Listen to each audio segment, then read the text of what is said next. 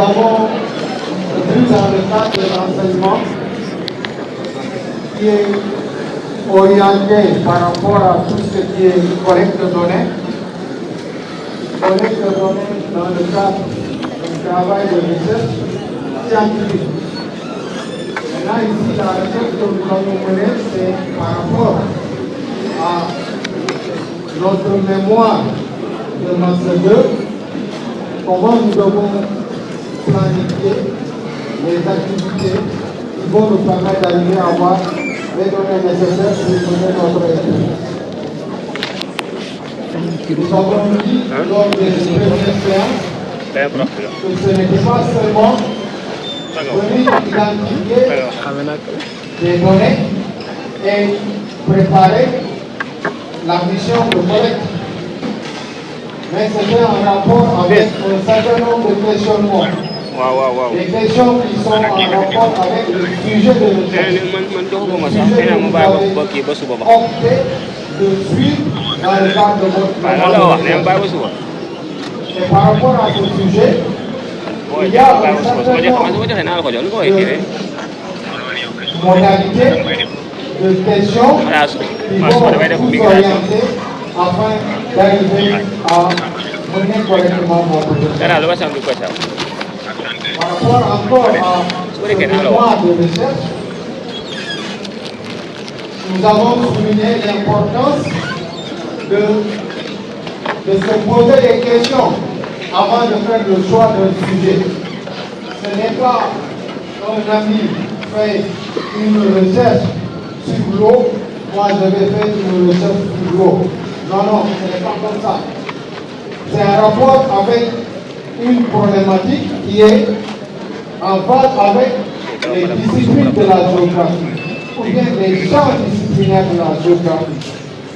Vous allez vous orienter en géographie humaine, d'autres vont s'orienter en géographie physique, et par rapport à ces deux champs disciplinaires, vous devez préparer un sujet qui va être évalué par les professeurs.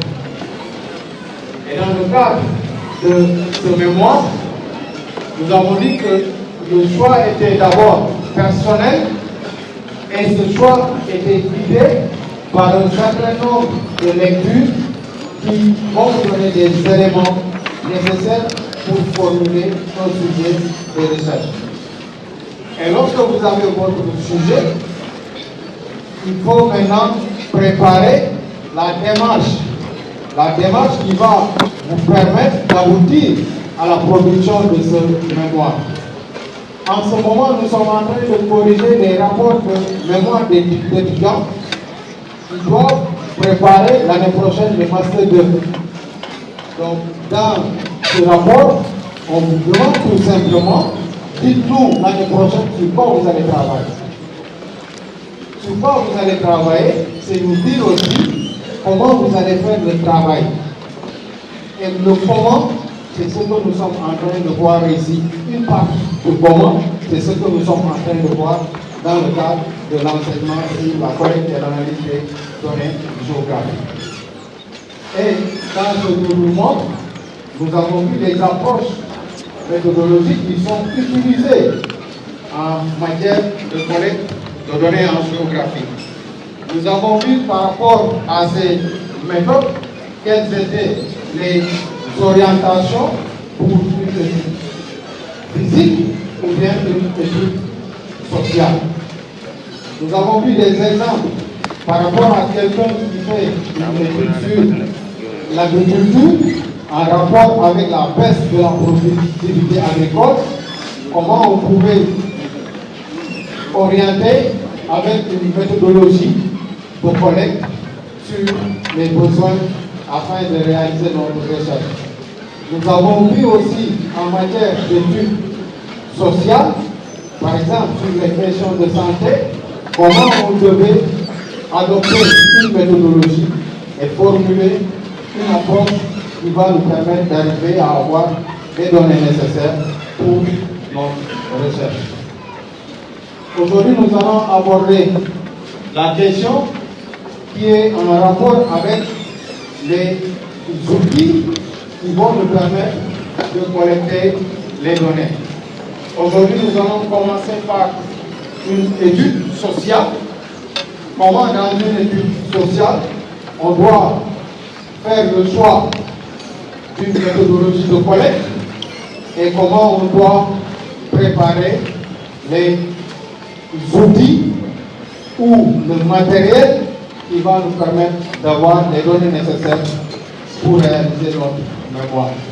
C'est ce que nous allons voir aujourd'hui. Donc, par rapport à ces outils, il faut revenir chaque fois par rapport aux questions de recherche de notre mémoire, par rapport à l'objectif de notre mémoire. Et par rapport à ces questions et objectifs, nous allons faire le choix d'une méthodologie et des outils pour faire le travail. Ici, par exemple, c'est quelqu'un qui veut aborder les communautés pour avoir une idée par rapport à une problématique. Et dans ce cas, il y a une méthodologie à utiliser pour faire ce travail. Il faut souligner l'enquête ménage ou bien l'enquête auprès des communautés. C'est tout simplement aller auprès des populations et recueillir des informations par rapport à une problématique.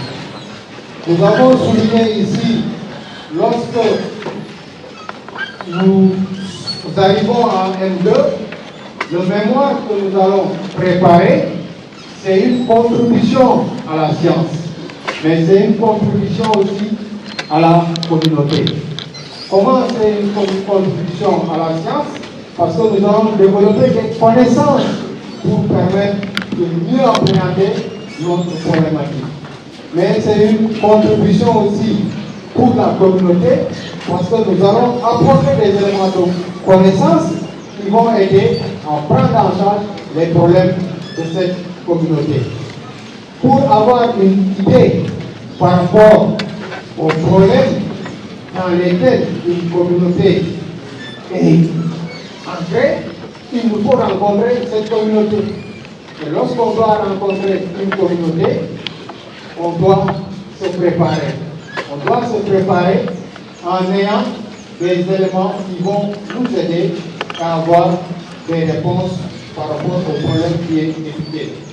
Donc, l'enquête va être l'outil que nous allons utiliser pour aller interroger les populations, pour aller interroger les ménages par rapport à une problématique.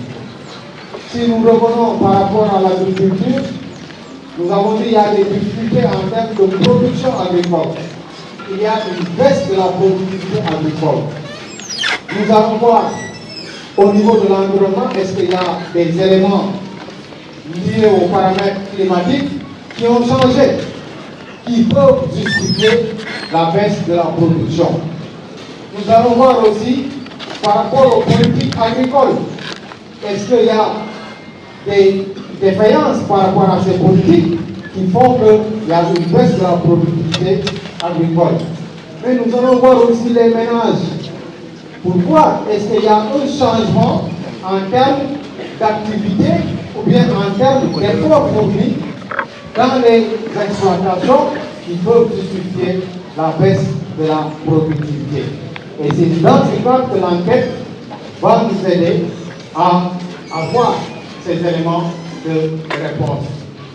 Pour dire tout simplement que c'est une méthode qui va nous permettre d'interroger des individus, des populations qui peuvent être constituées par... Monsieur, derrière, vous venez ici, il y a de la place.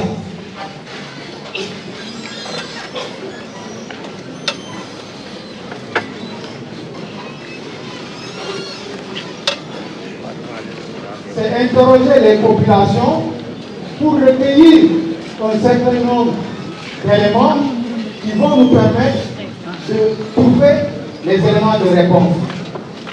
C'est à partir de cette population, nous n'allons pas constituer l'ensemble des copies. Nous n'allons pas visiter l'ensemble des maisons d'une localité pour avoir des éléments de réponse.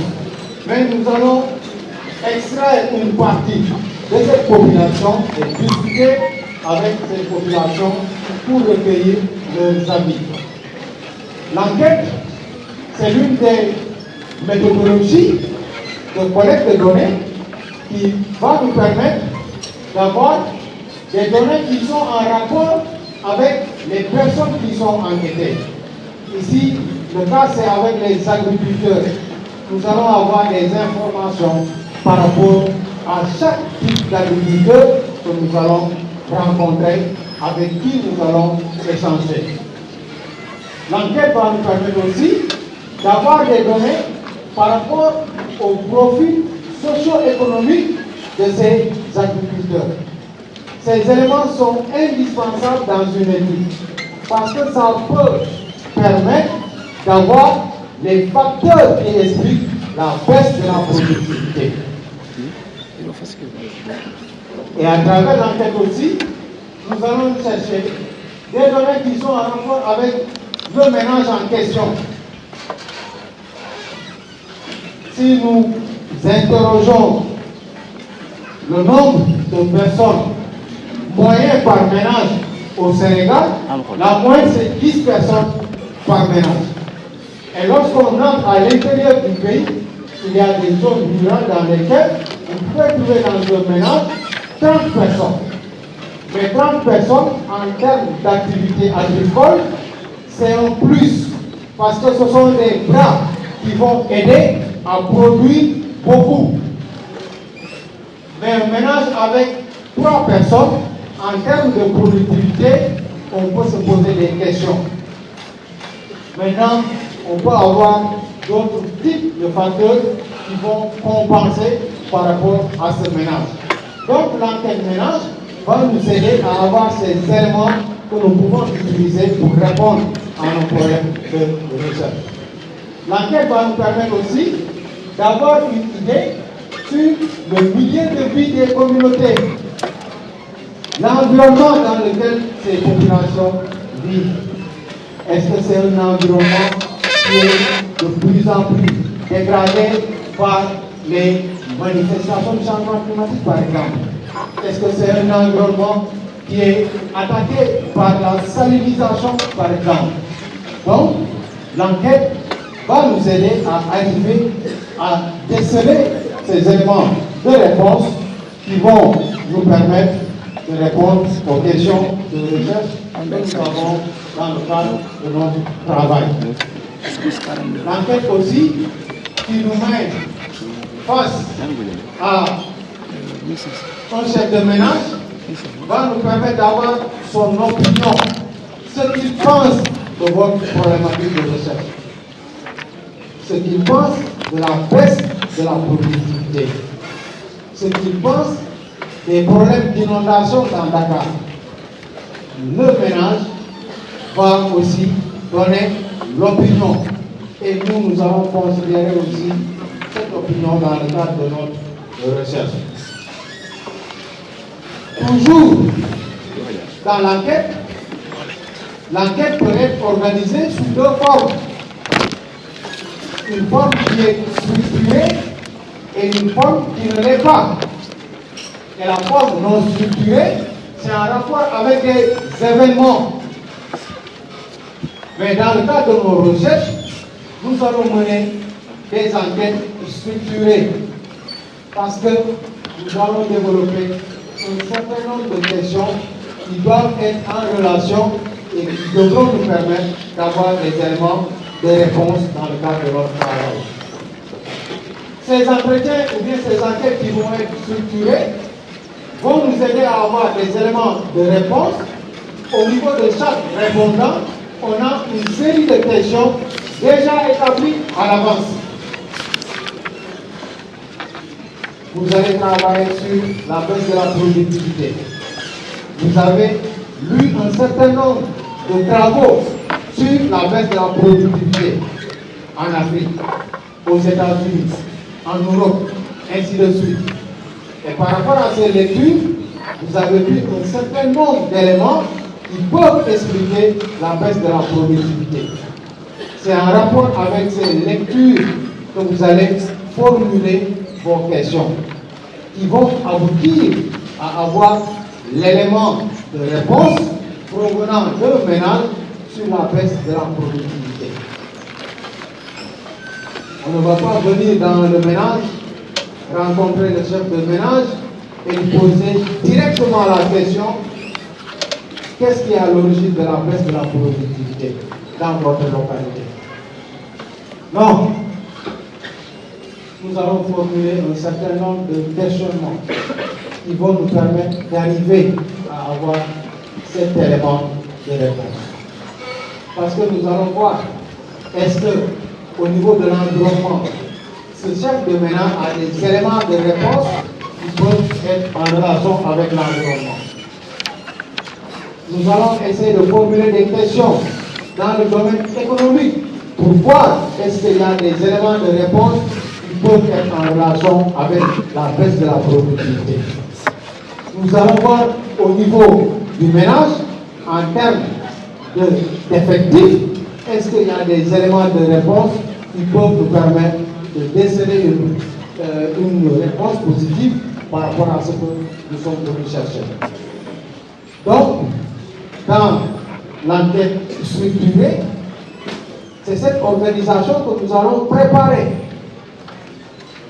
et discuter avec chaque chef de ménage pour avoir les éléments de réponse. Dans la structuration, ce sont des sections que nous allons préparer. Et pour chaque section, nous avons des éléments à développer. Il est important de justifier, mais aussi d'identifier l'objectif de votre enquête. Avant d'aller sur le terrain, il faut mettre des garanties par rapport à la pertinence de l'activité que vous allez mener sur le terrain. Vous allez faire une enquête. Pourquoi faire l'enquête?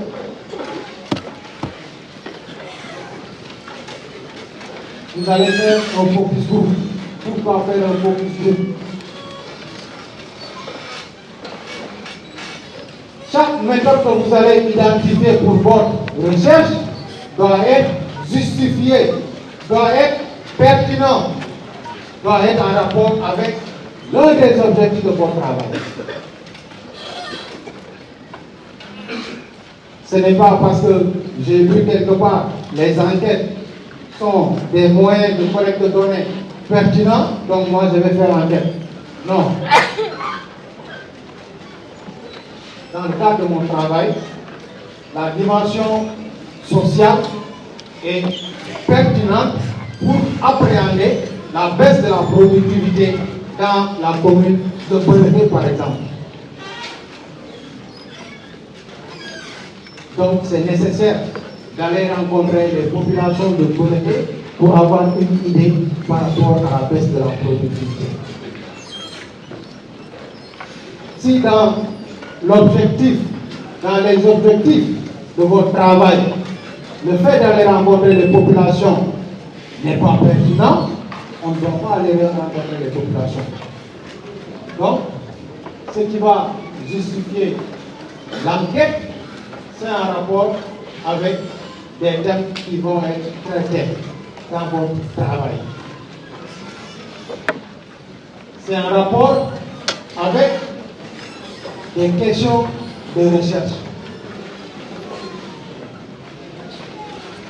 Parce que dans nos questions de recherche, par exemple, nous avons essayé de mettre sur le curseur les aspects liés aux communautés, les aspects liés à tout ce qui est comportement en termes d'activité agricole.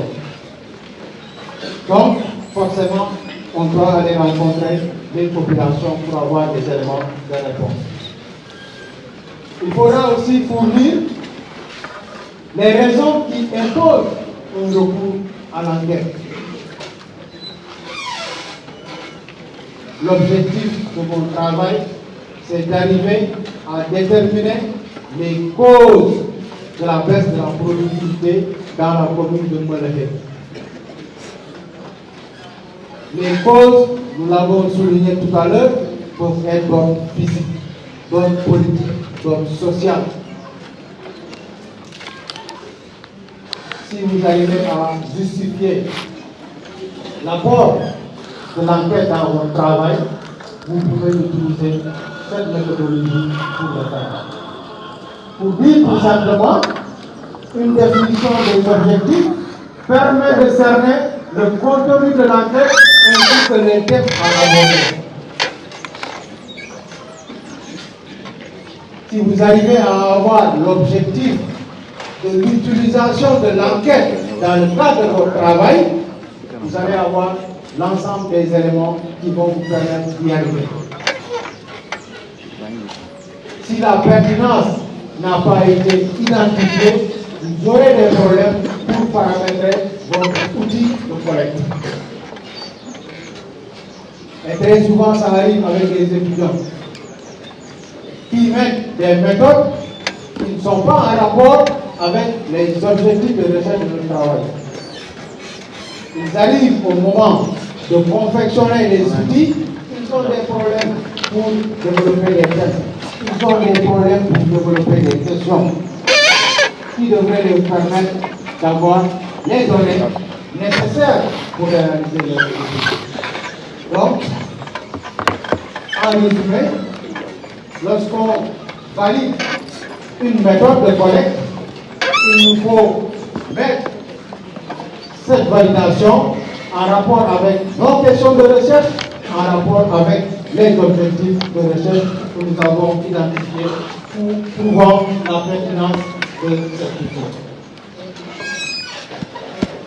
Lorsque nous avons identifié ces éléments qui nous disent que l'enquête est un outil pertinent pour réaliser notre étude, maintenant nous allons passer à l'autre étape.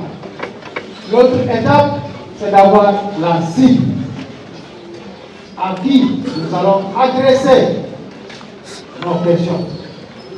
Nos questions vont être orientées à qui?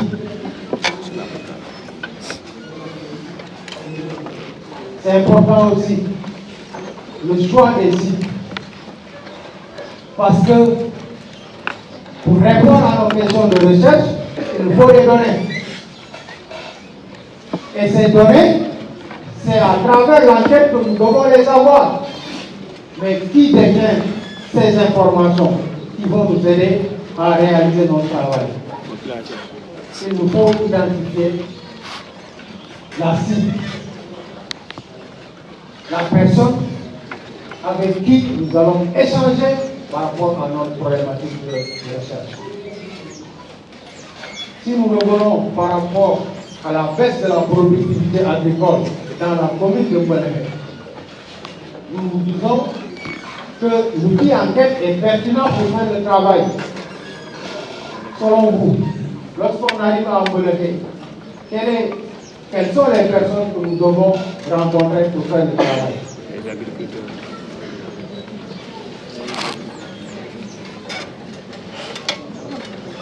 Les paysans. C'est qui les paysans?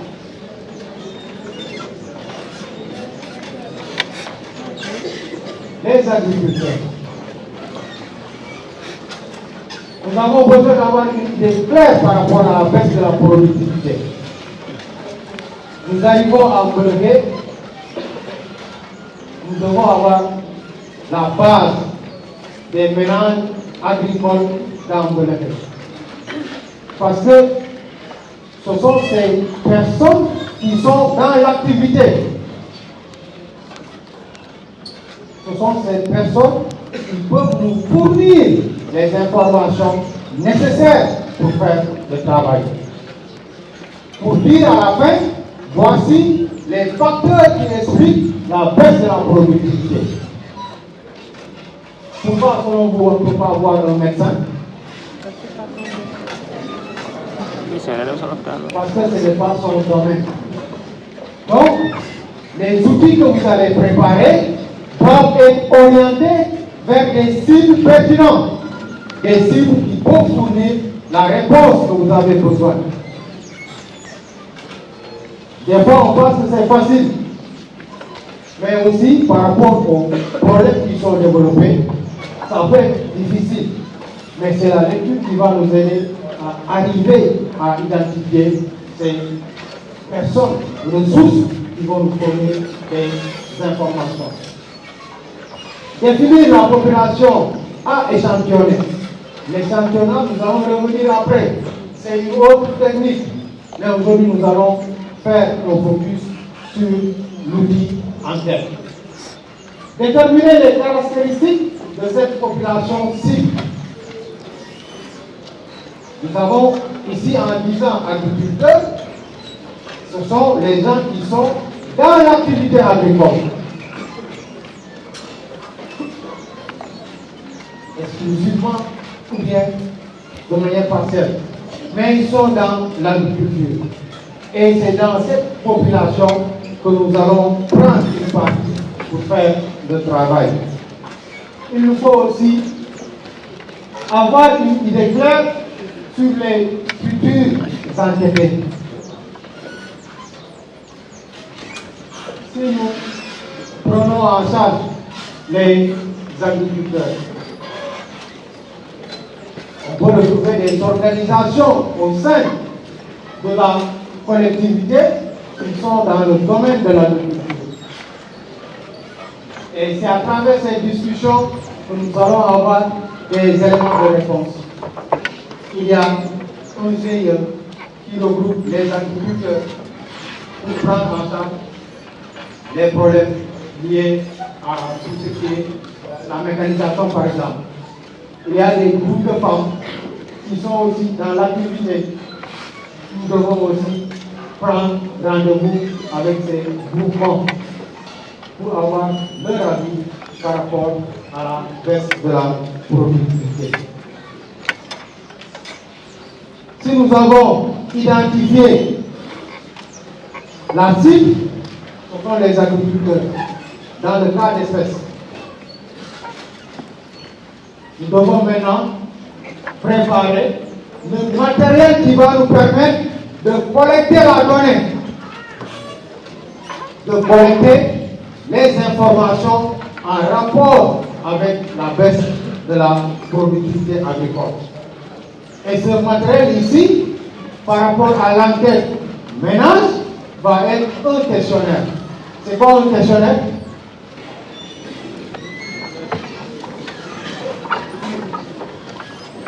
La personne pose la question. C'est une liste de questions.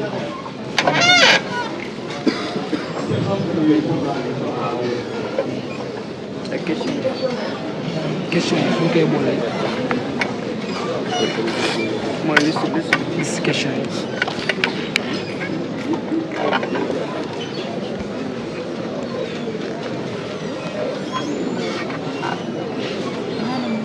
C'est un ensemble constitué de plusieurs questions. Le questionnaire, c'est ce matériel qui est constitué par plusieurs questions. Des questions qui vont être en rapport avec nos questions de recherche et nos objectifs de recherche. Ici, nos questions de recherche et objectifs vont être en rapport avec la baisse de la productivité agricole en 2011. Donc, le questionnaire va être le matériel que nous allons utiliser. Ce questionnaire est paramétré en relation avec des thèmes de l'étude.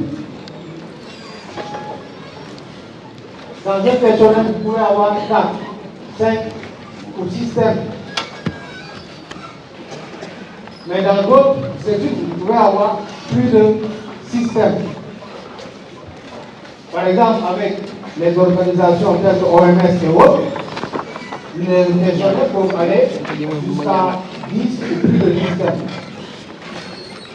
Parce que les domaines aussi ne sont pas les mêmes. c'est la phase où nous devons définir les variables pertinentes dans le cadre de la recherche. Les variables, ce sont ces éléments qui vont nous permettre de mesurer l'augmentation de la productivité ou la baisse de la productivité va dépendre de ces variables. Et tout à l'heure, nous avons dit ici qu'il y a des ménages de 10 ou 3 personnes ou individus, mais il y a des ménages qui peuvent aller de 30 et plus de 30 individus. Si nous faisons une étude par rapport à la productivité agricole par rapport à ces ménages, nous allons voir que les ménages où on a un nombre d'individus faible peut être les ménages où les productions agricoles vont être faibles. Ce sont des hypothèses. Nous pouvons avoir un ménage avec 3 individus, mais qui peuvent avoir la mécanisation.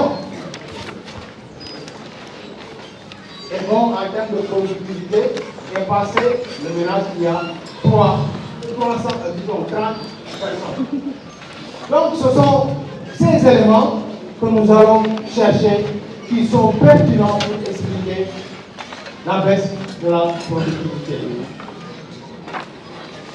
Et lorsqu'on a ces éléments, nous allons maintenant formuler des questions ordonnées par rapport à une logique. Nous devons préparer des questions qui vont se suivre par rapport à une logique scientifique. Les thèmes vont être aussi ordonnés par rapport à cette logique. Ce sont ces organisations qui vont nous permettre de recueillir les données au niveau des populations, qui vont nous permettre de comprendre dans la zone de Péréné pourquoi la productivité agricole est en baisse.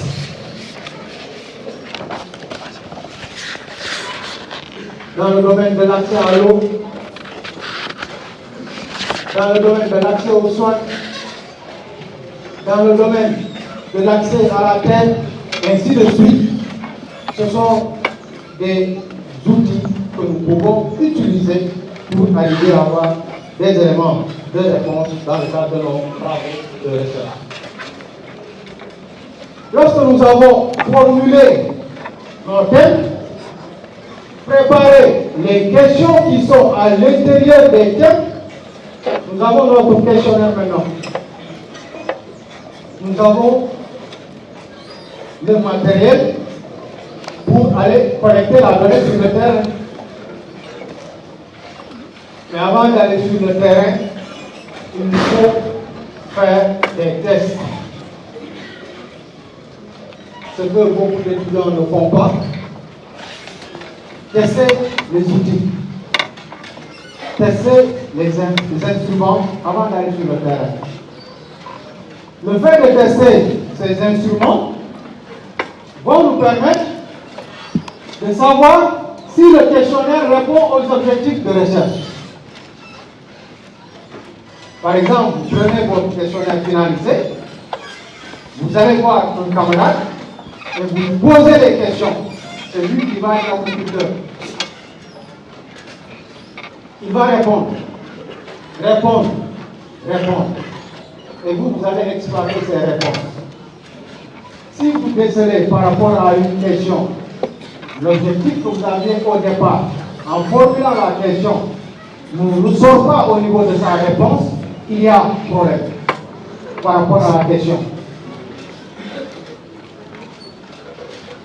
Et le pré-test des questionnaires va nous permettre de déceler ces erreurs, de les identifier pour apporter la correction nécessaire. Ça nous permet aussi d'anticiper ou résoudre les problèmes liés à l'administration de questionnaire. Vous pouvez avoir un questionnaire de 30 questions, d'autres de 50 questions, d'autres de 60 questions. Vous arrivez dans une localité, dans un ménage, vous demandez à une personne, à un individu, je suis là dans le cadre de mon mémoire de recherche. J'aurai besoin de discuter avec vous sur les problématiques liées à la baisse de la production agricole ici à Mbeleké. Est-ce que vous avez du temps à me consacrer? Il va dire oui, peut-être. S'il dit oui, vous allez commencer.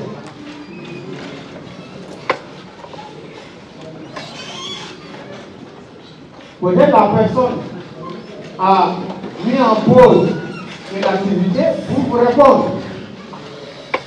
Si vous prenez 1 heure de temps, avant même d'arriver sur les 30 minutes, il va vous interpeller. J'ai une activité.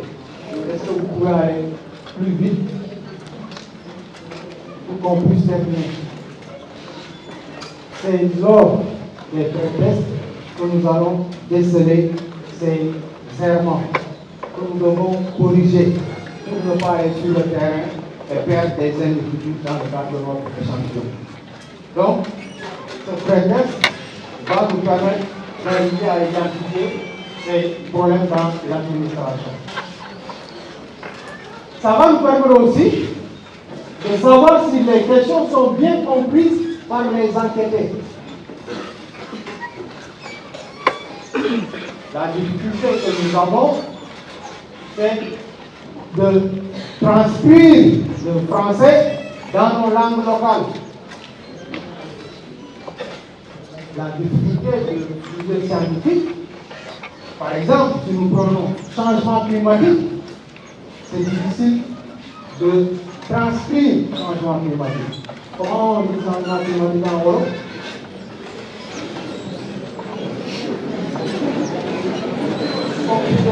Coppite jaww ji waaw coppiteeg jaww ji.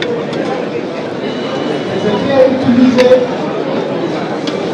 dans le langage courant de tout le monde, que ce soit non scientifique en Europe, que ce soit non journaliste.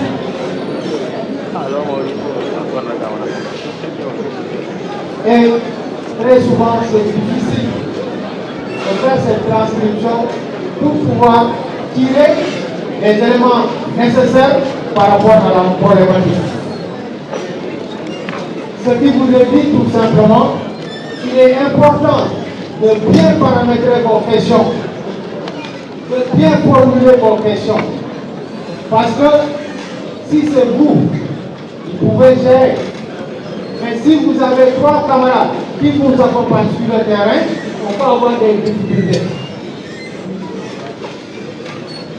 Et si on n'a pas les bonnes réponses, disons, si nous n'avons pas les bonnes questions, on va avoir de mauvaises réponses. Et nous allons traiter de mauvaises réponses. Et c'est ça qui va apparaître dans notre travail, sans le savoir.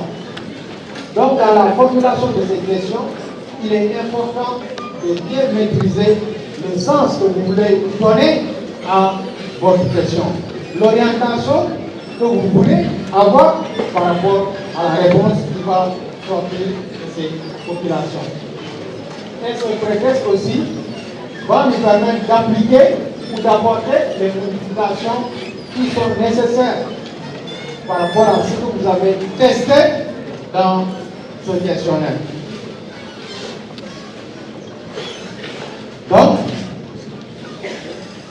ce n'est pas seulement créer un questionnaire, mais c'est de bien formuler les idées que vous allez mettre dans ce questionnaire.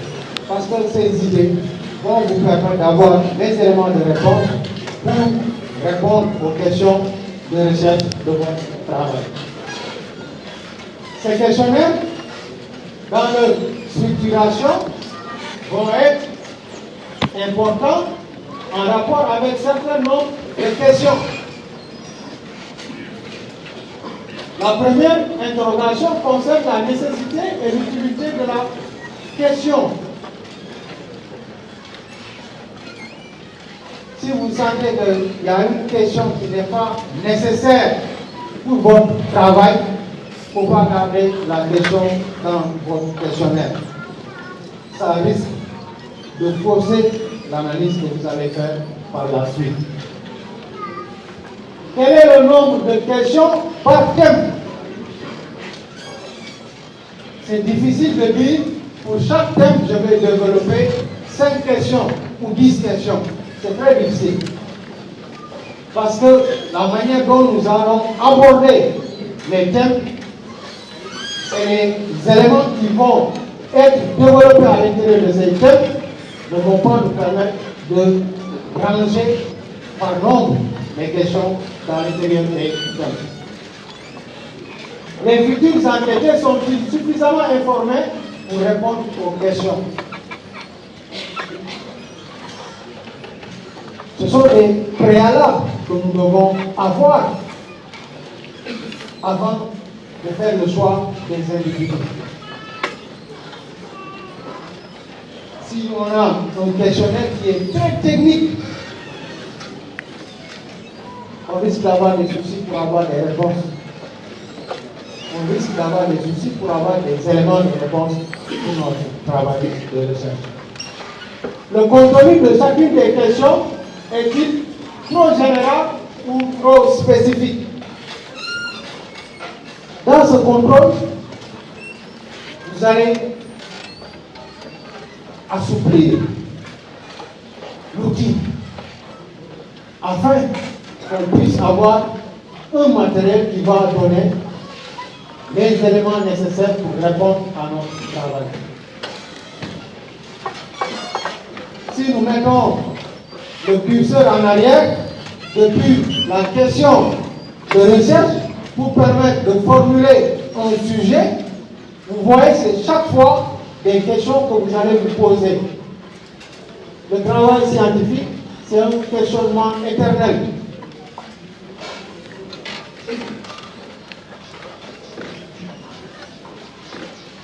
Les garanties sont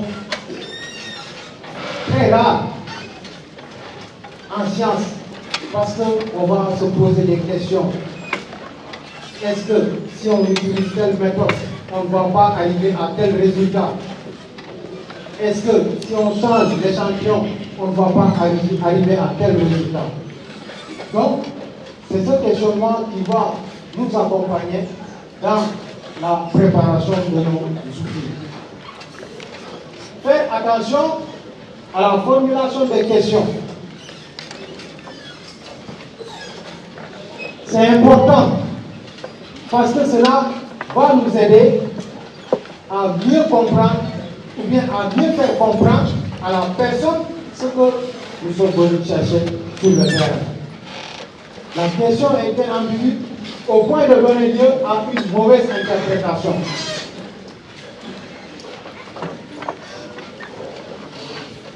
Si nous cherchons des éléments sur la baisse de la productivité, on ne doit pas formuler une question qui va nous orienter vers la santé, vers la politique, ou bien vers d'autres aspects qui ne sont pas en rapport avec notre recherche.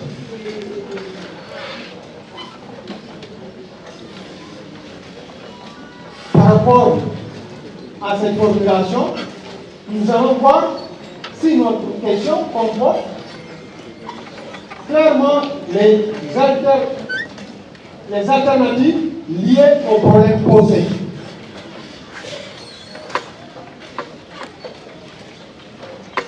Le problème de recherche de départ, nous devons retrouver des éléments qui vont nous orienter vers ce problème dans les questions que nous allons développer.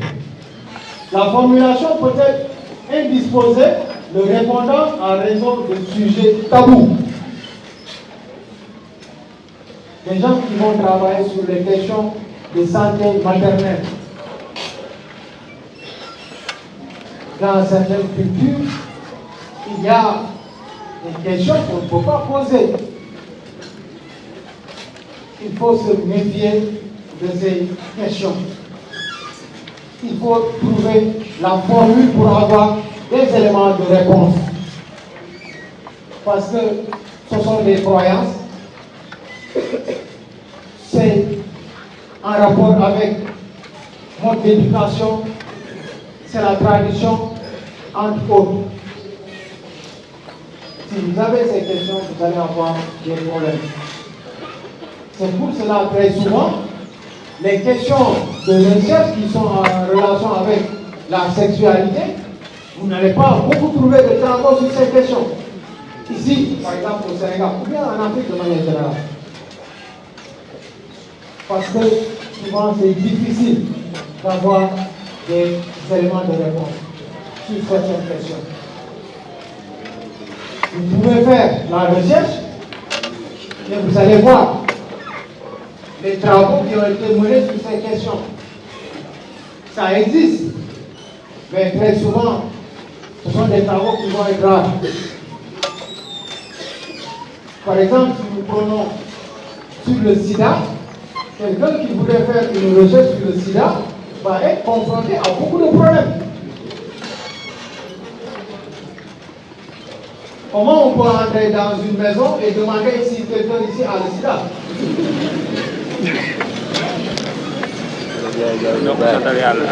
Ce sont des éléments que nous pensons être faciles dans la rédaction, mais dans l'opérationnalisation, c'est assez compliqué. Maintenant, ce qui est recherché de plus en plus, c'est d'orienter la recherche vers des connaissances par rapport au sida. Est-ce que vous connaissez la maladie sida?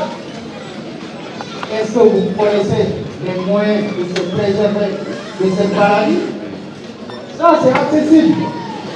Parce que ça ne va jamais pointer du doigt quelqu'un qui a la maladie. Donc, c'est important, dans la formulation des questions de recherche, de prendre en compte la situation des terrains sur lesquels vous allez mener vos recherches.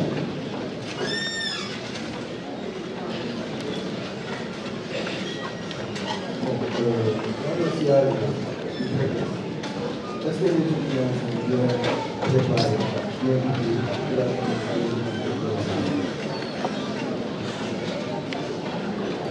L'année prochaine, vous allez avoir un enseignement qui va être orienté sur méthodologie de recherche scientifique. Il va vous préparer à rédiger ce travail-là, votre mémoire de Master 2. Et c'est dans cet enseignement que vous allez voir comment la formulation de ces outils va être plus détaillée. Donc, il y a un enseignement qui va vous aider à arriver à être des scientifiques, c'est-à-dire s'approprier de la rédaction scientifique. Qu'est-ce qui est demandé dans un travail scientifique et comment on doit réaliser le travail scientifique. Donc, les questions, pour ne pas offusquer, ou bien pour ne pas manquer de données ou rater même des informations, il faudra bien les préparer afin d'arriver à vos objectifs. C'est correct. La forme de la question doit être directe ou indirecte. Dans la préparation de ces instruments, il y a des questions qui vont être directes, mais il y a d'autres qui vont être indirectes. Parce que c'est ce qui est aussi voulu pour avoir des éléments à développer par la personne qui est en face de vous. Donc, ce questionnaire va avoir des règles et des normes.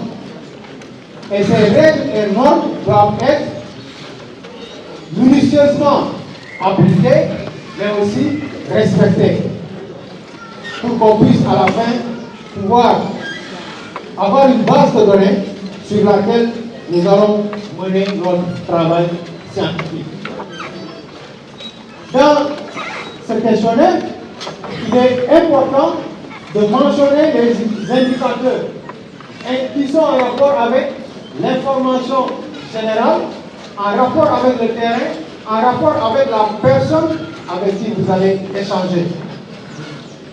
Ces éléments vont nous servir lorsque nous allons étudier les facteurs qui sont responsables d'une telle problématique. Recueillir les caractéristiques socio-démographiques de l'enquêté, voir la personne avec qui vous discutez, niveau d'instruction, niveau de revenus, nombre de fois de la personne a bénéficié de tel apport provenant de l'État sur le domaine de l'agriculture, ainsi de suite, ainsi de suite. Parce que peut-être dans votre zone d'étude, vous allez voir, l'aide de l'État a été apportée, mais c'est une seule partie, ou bien 10% des agriculteurs qui ont bénéficié de l'apport. Et c'est important à considérer dans les analyses que vous allez faire. Quelqu'un qui a été appuyé par l'État et quelqu'un qui ne l'est pas, en termes de résultats, il y aura des différences. Et c'est là-bas où nous pouvons commencer à réfléchir sur les aspects de recommandation. Par exemple, dans nos résultats, nous avons constaté que les 10% qui ont bénéficié de l'apport de l'État ont eu des productions qui sont bonnes. Il n'y a pas eu de baisse au niveau de leurs exploitations. Mais les 80% qui restent, ou bien les 90% qui restent, c'est mitigé. Il y en a qui ont des productions moyennes, mais il y a d'autres qui ont des productions qui sont très faibles. Et en termes de recommandations, c'est-à-dire c'est revoir la manière dont ces apports sont distribués au niveau des territoires. Si on ne peut pas toucher les 100%, mais qu'on arrive à avoir les 60%. Parce que la production de ces 60% peut permettre de rehausser la production globale de Mbeleké. Donc, c'est important, lorsqu'on arrive à analyser ces différences en termes de contribution, en termes d'apport, de les faire ressortir dans l'analyse pour qu'on puisse donner des recommandations. Il est important aussi de formuler des questions portant sur le thème de recherche. Nous sommes dans le domaine de l'agriculture. Mais les questions que vous allez poser aussi doivent toucher l'agriculture. Nous ne devons pas être orientés seulement sur les facteurs qui expliquent la baisse de la production agricole. Quels sont les types d'agriculture menés dans la zone? Peut-être il y a irrigué, peut-être c'est exclusivement une agriculture liée à la saisonnalité. Est-ce qu'il n'y a pas dans la zone des gens qui ont forage pour produire 12 mois sur 12? Donc, la thématique doit être aussi abordée pour qu'on puisse comprendre la dynamique globale de l'activité dans la zone de Mbeleké. Et par rapport à cette dynamique globale, nous allons avoir des orientations qui peuvent expliquer la situation de baisse de cette production agricole dans cette localité. Lorsque nous avons nos questions, il nous faut préparer la manière dont nous allons recueillir les éléments de réponse. Il faut se dire, nous n'avons pas beaucoup de temps à consacrer à la personne qui est devant nous. Donc, la personne, l'individu que vous allez interroger, on l'a souligné tout à l'heure, a mis en stand-by une activité. Donc, vous ne pouvez pas aussi rester ici à rédiger en longueur les réponses. Pour ce faire, nous avons des techniques qui nous permettent d'aller très vite. Les techniques qui sont en rapport avec la codification, par exemple.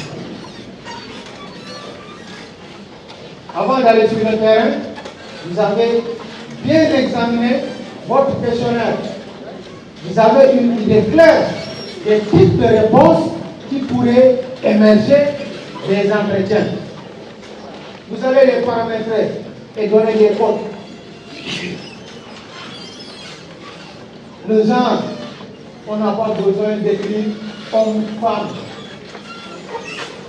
Lorsqu'on fait 1-2, on qualifie tout simplement qui est 1, qui est 2. Pour l'ensemble des questions qui sont aptes à recevoir une codification, vous allez faire cette codification. Et cette codification va vous permettre de gagner du temps et de pouvoir réaliser votre entretien sans coupure, mais aussi sans biais. Oui, souvent vous pouvez commencer une enquête, le téléphone sonne, votre interlocuteur répond, il est pressé pour partir. Les questions que vous allez poser, il va tout faire pour donner une réponse rapide. Même si ce n'est pas conforme à la réalité. L'essentiel, c'est de vous permettre d'avoir des réponses et lui, il peut s'en aller. Donc, c'est dans ce sens aussi que cette codification va nous aider à arriver à réduire le temps consacré à une personne et de gagner du temps pour pouvoir effectuer normalement nos entretiens. Les codes, c'est à vous de les déterminer. Et si vous devez aller à 3 ou bien à 4 sur le terrain et des camarades, vous devez les initier par rapport à ces codes pour ne pas faire d'erreur dans l'analyse finale de votre travail. Aujourd'hui, par rapport à tout ce qui est moyen d'enquête de terrain, nous avons des avancées. Nous avons des avancées qui nous permettent d'arriver à collecter la donnée dans des temps records. Ce n'est pas seulement collecter, mais c'est d'arriver à avoir des données de qualité. Oui, des données de qualité. Parce que nous pouvons rester quelque part, remplir un questionnaire et dire que ce sont des données provenant de Mbelele. Donc, si nous regardons l'évolution de tout ce qui est enquête, de plus en plus, vous ne verrez plus quelqu'un aller sur le terrain avec des papiers. C'est révolu. Pourquoi c'est révolu? Parce qu'il y a un développement de tout ce qui est Internet, tout ce qui est informatique, tout ce qui est moyen de communication. Et c'est dans ce sens que ces moyens anciens ont été mis de côté. Pourquoi? Parce qu'on avait des difficultés parfois d'avoir la véracité par rapport à une base de données. Par exemple, un étudiant qui travaille à Tamba peut finaliser son questionnaire, tester, avoir de très bonnes questions, des thématiques qui sont pertinentes. Au lieu d'aller à Tamba, il peut rester ici à l'université, dans sa chambre, répondre à l'ensemble des questions. Se poser des questions et répondre aux questions. Et à la fin, avoir l'enquête sur 150 ménages, par exemple. Et traiter ce qu'il a produit et réaliser le mémoire et soumettre le mémoire, soutenir le mémoire, avoir une bonne note à la soutenance et passer. On n'avait pas des éléments pour contrôler. Mais l'informatique est arrivée. Avec l'informatique, nous avons des moyens de vérifier est-ce que l'étudiant est arrivé à son temps. Est-ce que l'étudiant a fait son travail dans son temps. C'est grâce à ces outils que nous sommes arrivés à développer ces moyens de contrôle et aussi d'accès à la bonne donnée. Il y a plusieurs instruments qui sont à la fois accessibles et d'autres, ce sont des instruments qui sont payant.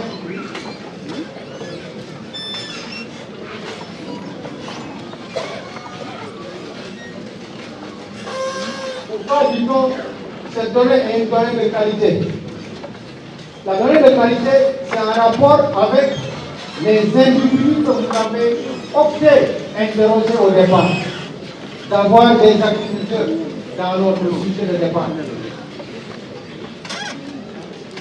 L'étudiant qui est dans sa chambre, il va être enquêteur, il va être agriculteur. Il n'y a pas de la qualité dans les réponses qu'il va fournir. Parce qu'il va jouer par rapport aux réponses. Ici, si c'est lui, pour le prochain individu, il va dire non. Le suivant, il va dire non aussi. Mais le quatrième, il va dire oui. Et ce sont ces éléments que nous allons utiliser pour analyser le travail. Mais ici, avec ces outils, la qualité, c'est de garantir que nous sommes arrivés à Tamba. Au-delà d'arriver à Tamba, nous avons eu la chance de rentrer dans plusieurs maisons.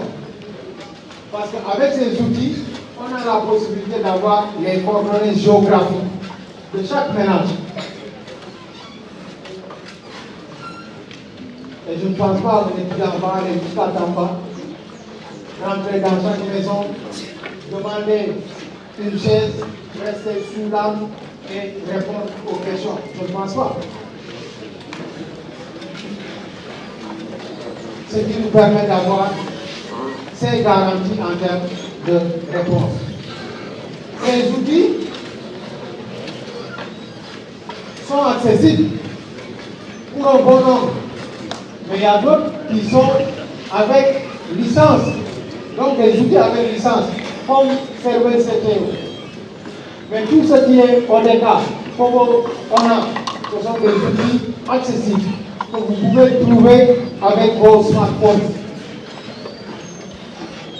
qui vont vous permettre de préparer le questionnaire que vous avez validé avec votre professeur sur un formulaire en ligne. Et c'est ce formulaire que vous allez utiliser sur le terrain pour le travail.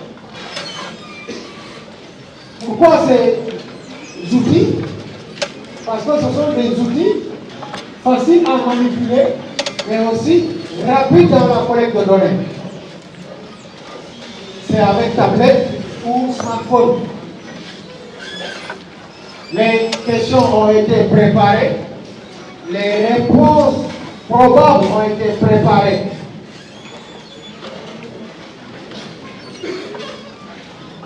Il suffit tout simplement de cocher, de cliquer pour arriver à développer la base qui va vous permettre d'avoir les réponses. Des données de qualité, nous avons des données qui ont été localisées au niveau du terrain d'études. Des données qui ont été localisées dans des ménages. Des données qui vont servir à faire le travail convenablement. Des outils qui nous permettent de sécuriser nos données. Par exemple, quelqu'un part sur le terrain avec 150 formulaires. Chaque formulaire, c'est 8 feuilles. Il termine, il revient sur sa carte. En revenant, il a mis dans son sac. Son sac est au niveau supérieur du bus, la plus tombe. Il va mettre sa base. Qu'est-ce qu'il va faire? Retourner encore pour la tête. Mais ces outils sont en contact avec des bases de données qui sont en ligne. Ce sont des serveurs. Lorsque vous faites une enquête, vous finalisez, vous envoyez et c'est stocké dans une plateforme. C'est un serveur qui est créé pour vous. Et c'est ce serveur que vous allez utiliser pour extraire l'ensemble des données que vous allez collecter à travers tout ça. Donc vous pouvez aussi visualiser à tout moment. Meilleur stockage et de gestion. Lorsque vous avez la connexion Internet, vous avez accès à votre serveur et vous avez accès à la base de données. Il y a aussi la possibilité, avec ces outils, de faire un pré-traitement, d'avoir une idée, avant même de réaliser les traitements sous Excel ou bien sous R, d'avoir une idée des réponses.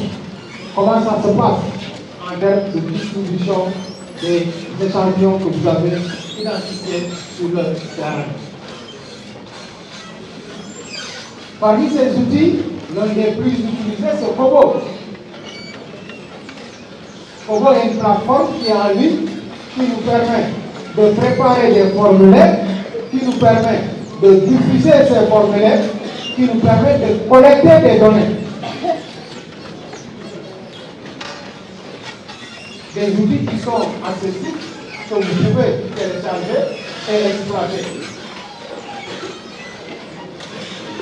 Ces outils nous permettent de créer notre propre compte qui va être notre serveur, qui nous est propre.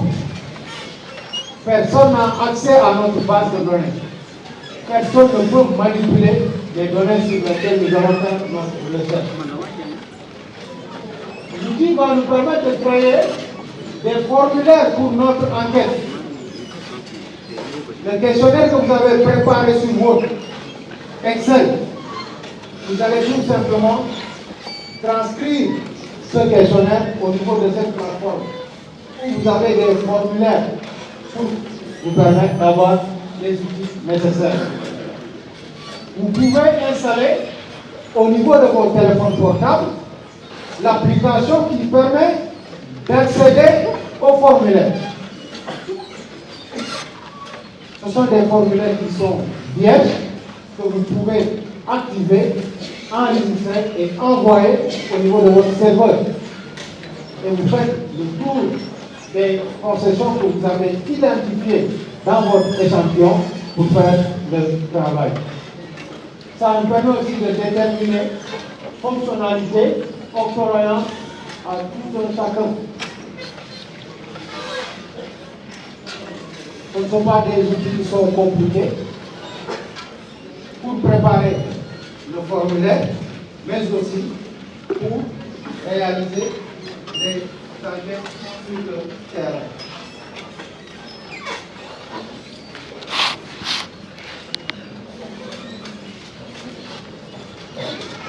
Est-ce que les enquêtes peuvent vous donner des données quantitatives? Si oui, comment? L'enquête quantitative, c'est l'enquête ménage que vous allez faire avec le questionnaire. Ici, on n'a pas beaucoup de données qualitatives. Les données qualitatives, c'est avec le guide d'entretien que vous allez l'avoir. Donc, l'outil guide d'entretien va nous permettre d'avoir les données qualitatives.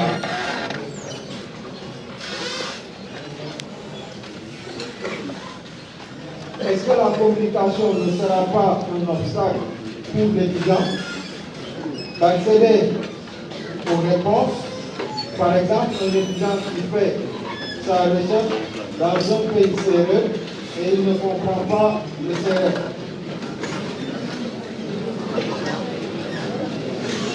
Nous avons dit que le choix des sujets est important, mais le choix des terrains aussi est important. Le choix des sujets et des terrains doivent être en rapport avec les possibilités de réaliser votre recherche. Si vous ne parlez pas Pula, vous faites une recherche dans le Pula, il faut aller avec un ami qui parle Pula. Ou bien il faut payer un traducteur. Donc, il est important de considérer le choix des terrains pour une prise en compte de vos recherches. Aujourd'hui, avec ces outils, le travail manuel de collecte est dépassé. L'année prochaine, lorsque vous irez sur le terrain, vous n'allez pas partir avec des feuilles. Vous n'allez pas partir avec des formulaires sous format papier. Vous allez partir avec vos smartphones. Vous allez partir avec des tablettes pour collecter les données. Parce qu'au-delà d'avoir la sécurité, pour garantir un bon travail, vous allez aussi être efficace dans la collecte. Ces outils, je pense que vous verrez ça l'année prochaine dans le cours de rédaction scientifique. Ces outils nous permettent de paramétrer plusieurs types de questions. Des questions qui sont en rapport avec une seule réponse, des questions qui sont en rapport avec plusieurs réponses, des questions qui sont en rapport avec un classement, des questions qui sont en rapport avec des orientations. Donc, l'outil que vous allez utiliser va vous aider, avant même de revenir sur Dakar pour rédiger votre travail, d'avoir une idée sur les aspects que vous verrez dans votre base de données ou dans votre serveur. Par rapport à ces outils, vous allez voir qu'il est important de revenir sur un certain nombre d'aspects. Les aspects qui sont en rapport avec les réponses que vous allez avoir. Par exemple, si nous revenons sur une question de votre travail, quels sont les moyens que vous avez pour lutter contre le paludisme, par exemple? Vous pouvez formuler une liste de réponses. Et dans cette liste de réponses, vous savez, on ne peut pas indiquer que c'est une seule mesure qui va nous préserver du paludisme. Peut-être c'est deux, peut-être c'est trois.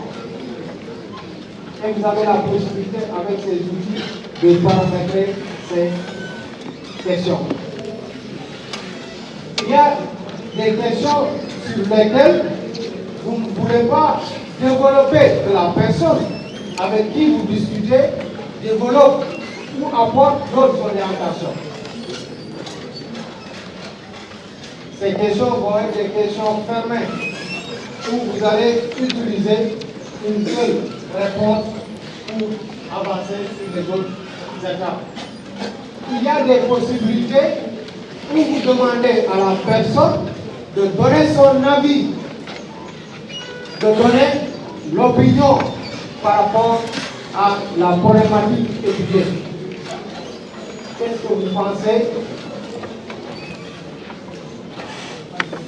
des politiques développées par l'État pour appuyer les agriculteurs?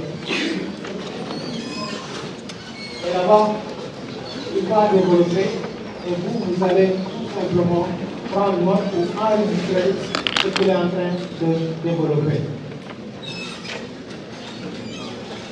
Avec ces outils, lorsque vous terminez, vous allez avoir une base de données que vous pouvez exporter sur Excel pour pouvoir préparer les analyses et les traitements que vous allez faire.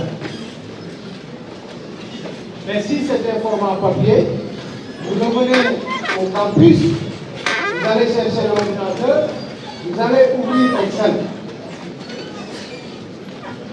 Et vous allez prendre questionnaire par questionnaire, vous allez saisir un questionnaire qui fait 8 pages. Vous avez 150 questionnaires.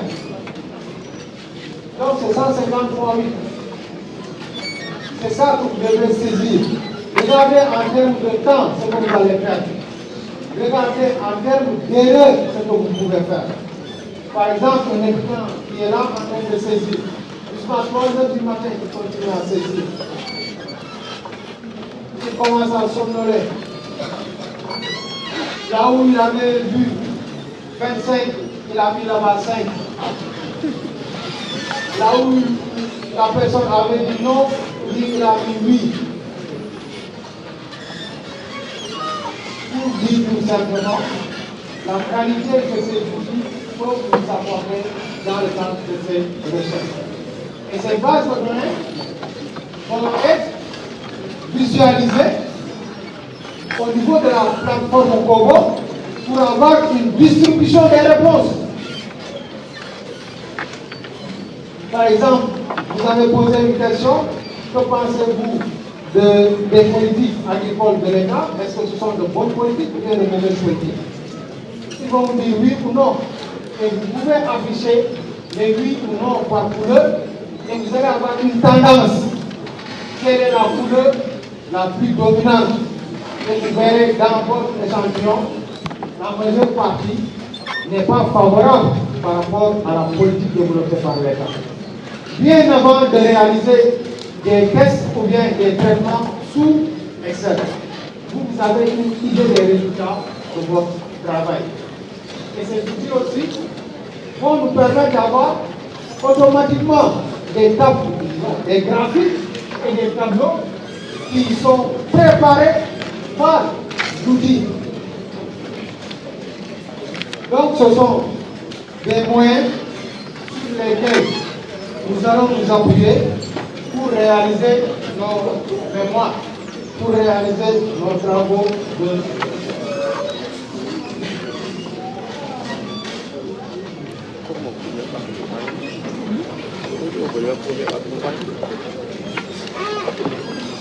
dans le cadre des enquêtes, existe-t-il des réponses sans justification? Toute réponse dans l'enquête doit être justifiée.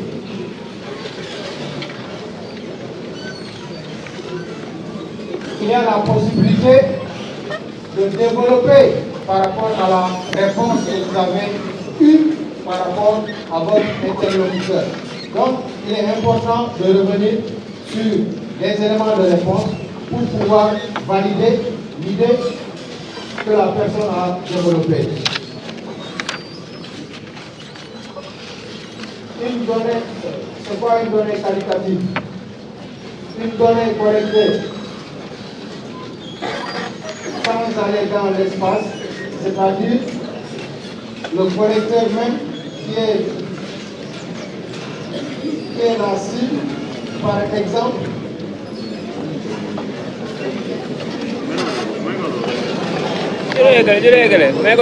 C'est pas compliqué la question. Mais par rapport à la donnée qualitative, c'est cette donnée que vous ne pouvez pas résumer.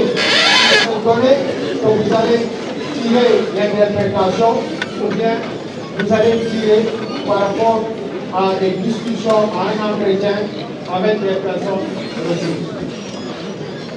Donc, par rapport à l'outil questionnaire, cet outil va nous servir pour rencontrer les populations. Cet outil va nous servir pour recueillir des données quantitatives au niveau des communautés.